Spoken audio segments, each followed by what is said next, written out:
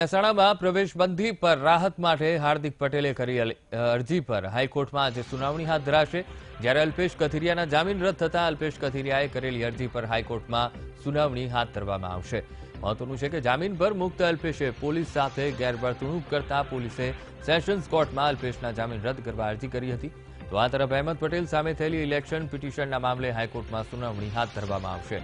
તો કોર્ટે બંને પક્ષોને એફિડેવિટ રજૂ કરવા આદેશ કર્યો હતો। તો આ તરફ 4 બંગડીવાળા ગીત પર થયેલા વિવાદ મામલે આજે કોમર્શિયલ કોર્ટમાં સુનાવણી હાથ ધરાશે। તો કિંજલ દવે ગીત પર કોપીરાઇટના દાવા પર જવાબ રજૂ કરશે। મહત્વનું છે કે હાઈકોર્ટે આ ગીત ગાવાની મંજૂરી આપી દીધી છે, એટલે કે કહી શકાય કે આજે સુનાવણીનો સોમવાર રહેવાનો છે, કારણ કે અલગ અલગ 4 કેસ ઉપર આજે હાઈકોર્ટ પોતાની સુનાવણી કરશે। તો સોમવાર એટલે કે આજે સુનાવણીનો દિવસ રહેવાનો છે। રાજ્યના અનેક કેસમાં આજે કોર્ટમાં સુનાવણી હાથ ધરવામાં આવશે, જેમાં ગીર અભયારણ્યમાં સિંહોના અકાળે થયેલા મોત મામલે આજે હાઈકોર્ટમાં સુનાવણી હાથ ધરવામાં આવશે। મહત્વનું છે કે ગીર અભયારણ્યમાં સિંહના મોત બાદ તંત્ર દોડતું થયું અને સિંહોના મોતને કારણ જાણવા માટે કવાયત હાથ ધરવામાં આવી હતી, જે મામલે આજે સુનાવણી હાથ ધરાશે। લોકરક્ષક દળની પરીક્ષા ફરી યોજાવાની અરજીઓ મામલે પણ આજે હાઈકોર્ટમાં સુનાવણી હાથ ધરવામાં આવશે। મહત્વનું છે કે એલઆરડીની પરીક્ષા રદ કરવા હાઈકોર્ટમાં 2 અરજી કરવામાં આવી હતી, જેમાં એક અરજીમાં પરીક્ષામાં ગુપ્તતા અને પારદર્શિતાના અભાવનો દાવો કરવામાં આવ્યો છે। તો આ ઉપરાંત અમદાવાદમાં શોપિંગ ફેસ્ટિવલ પર કોપીરાઇટના મામલે 2 પક્ષકારો કોમર્શિયલ કોર્ટમાં જવાબ રજૂ કરશે। તો શોપિંગ ફેસ્ટિવલ નામના ટ્રેડમાર્ક મામલે અરજદારે કોર્ટમાં 10 કરોડનો દાવો કર્યો હતો, જે મામલે કોર્ટે ઇન્ડેક્સ ટીવી અને એમસી વિરુદ્ધ નોટિસ જાહેર કરી છે। આ મામલે બંને પક્ષકાર આજે જવાબ રજૂ કરશે।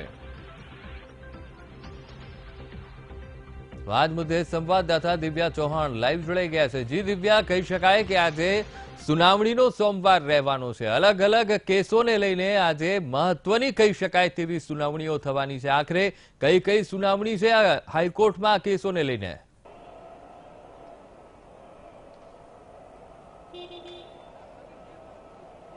જી અંકુર, ખાસ કરીને જે કહી શકાય કે હવે કોર્ટ કાર્યવાહી પણ એટલી જ ઝડપી બની છે, જેટલું કાયદો અને વ્યવસ્થા જળવાય તે માટે પણ જે કામગીરી કરવામાં આવી રહી છે, ત્યારે કોર્ટ વ્યવસ્થા પણ જે ઝડપી બની છે। ત્યારે ખાસ કરીને કહી શકાય કે ગુજરાત હાઈકોર્ટમાં જે અહેમદ પટેલની જે રાજ્યસભામાં જે જીત મામલે જે બળવંતસિંહ દ્વારા જે અરજી કરવામાં આવી હતી, જીતને લઈને આજે બંને પક્ષો તરફથી જે સુનાવણીઓ હાથ ધરાશે, સાથે સાથે બંને પક્ષો તરફથી જે પોતાના સાક્ષીઓની જે રજૂઆત હતી તે સાક્ષીઓના નામના લિસ્ટ આપવામાં આવ્યા છે। આજે બંને પક્ષોની ત્યારે સુનાવણી હાથ ધરાવવાની છે। ત્યારે બીજી તરફ ગુજરાત હાઈકોર્ટમાં હાર્દિક પટેલને મહેસાણામાં પ્રવેશબંધી મામલે જે રાહત મળે અને હાર્દિક પટેલને મહેસાણામાં પ્રવેશ મળે તે માટેની હાઈકોર્ટમાં જે અરજી છે તેના ઉપર પણ સુનાવણી હાથ ધરાવવાની છે। સાથે જ કહી શકાય કે અલ્પેશ કથિરિયાના જે સુરત રાજરોગ કેસમાં જે નીચલી કોર્ટ દ્વારા જે તેના જામીન રદ કરવામાં આવ્યા છે, જેને લઈને ગુજરાત હાઈકોર્ટમાં આજે સુનાવણી છે, તે પણ સુનાવણી હાથ ધરાવવાની છે।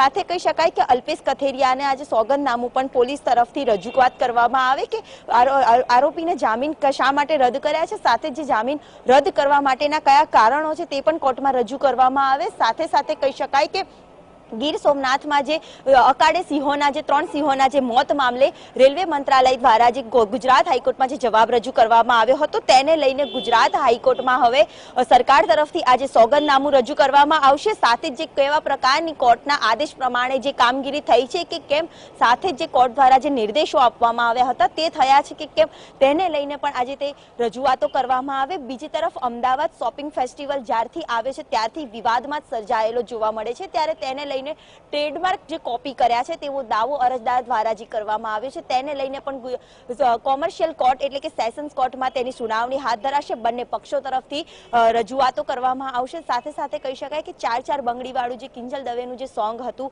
તેને લઈને પણ એક વિવાદ સર્જાયો હતો। કોપીરાઇટનો જે ઓસ્ટ્રેલિયાના જે કાર્તિક પટેલ દ્વારા જે દાવો કરવામાં આવ્યો હતો, તે દાવાને લઈને આજે કિંજલના વકીલ તરફથી, સાથે જ ઓસ્ટ્રેલિયાના જે યુવક હતો કાર્તિક પટેલ, તેના તરફથી આજે કોર્ટમાં જવાબ રજૂ કરવામાં આવશે। મહત્વનું છે કે ગુજરાત હાઈકોર્ટ દ્વારા જે કિંજલ દવેને તો મોટી રાહત આપવામાં આવી છે।